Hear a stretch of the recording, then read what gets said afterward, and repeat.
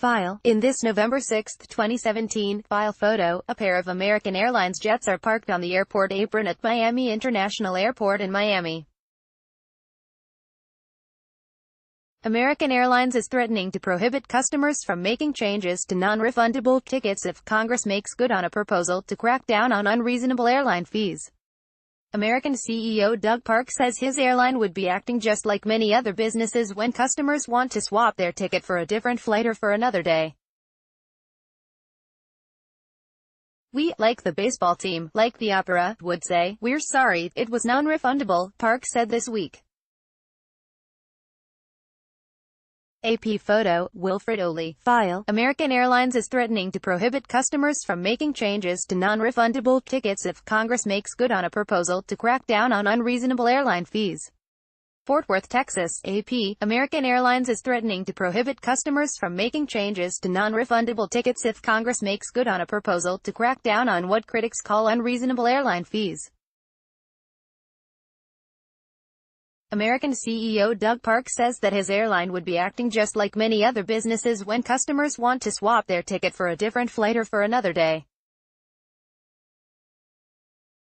"We, like the baseball team, like the opera, would say, we're sorry, it was non-refundable," Park said this week.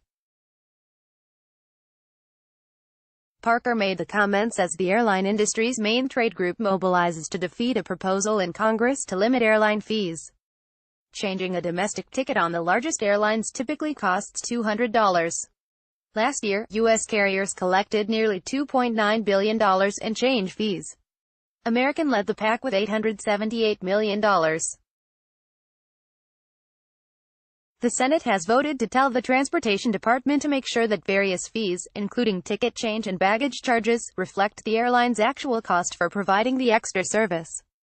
The House has not yet gone along, and the fate of the Senate provision, contained in a bill governing the Federal Aviation Administration, is unclear, especially with Congress rushing toward adjournment before the November midterm elections.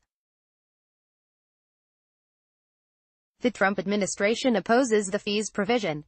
In May, the Transportation Department said it would be a step back toward re-regulating airline pricing, which largely ended in 1978.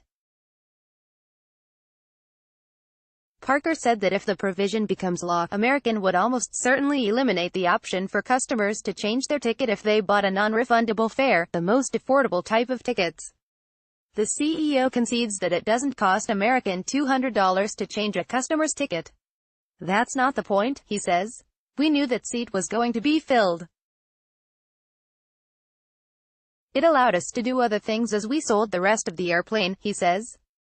"If you want to change that, we have a new product, but it's going to cost you something because it cost us something," or as Sharon Pinkerton, lobbyist for the trade group Airlines for America, puts it, "I don't think my venti Starbucks costs $5.63 either to produce, but the market works and there is demand for that." Pinkerton said limiting airlines' ability to set fees is dangerous, and defeating it is important to the industry.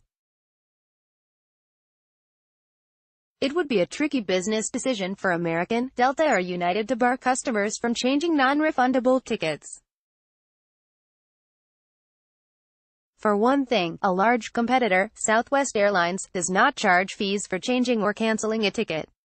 Eliminating the option to alter a reservation also would run counter to the current trend of airlines offering many options to passengers in order to get the most possible revenue from everyone from the penny-pinching vacationer to the expense account business flyer." Critics such as Consumers Union accuse airlines of nickel and diming customers with a bevy of fees, and 8 groups supported the proposal by Sen. Edward Markey, DMAS, and others to scrutinize extra charges. Just this week, American and Delta Airlines joined United Airlines and JetBlue Airways in raising checked baggage fees within the U.S. to $30 for the first bag and $70 for 2 bags, each way, up from $25 for 1 bag and $60 for 2. But airline pricing is notoriously complex, and pulling at one string could loosen another. Travel blogger Gary Leff says congressional limits on fees would mostly hurt so-called ultra-low-cost carriers such as Spirit Airlines and Frontier Airlines, which charge low fares but depend on fees for a greater share of their revenue. They are popular with some leisure travelers. We may wind up getting lower fees but higher fares, Leff says. David Koenig can be reached at http://twitter.com/airlinewriter. Copyright 2018 The Associated Press. All rights reserved. This material may not be published, broadcast, written or redistributed.